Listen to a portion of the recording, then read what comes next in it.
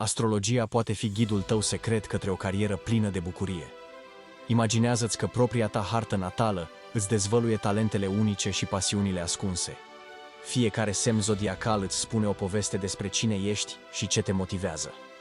Descoperă cum astrologia te poate ajuta să găsești cariera ideală. Berbecul curajos, taurul perseverent, gemenii creativi, fiecare semn are trăsături unice care influențează alegerile din viața profesională. Tu unde te regăsești? Pozițiile planetelor în harta ta natală dezvăluie abilități și direcții profesionale. Mercur îți arată potențialul creativ, iar Marte energia pentru acțiune.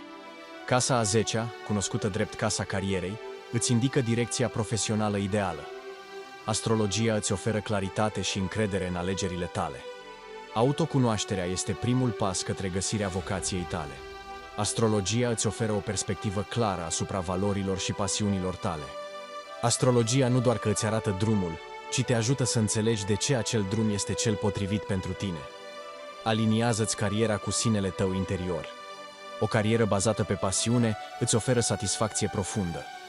Banii pot cumpăra confort, dar nu pot înlocui bucuria de a face ceea ce iubești. Astrologia este cheia către o viață plină de încredere și succes.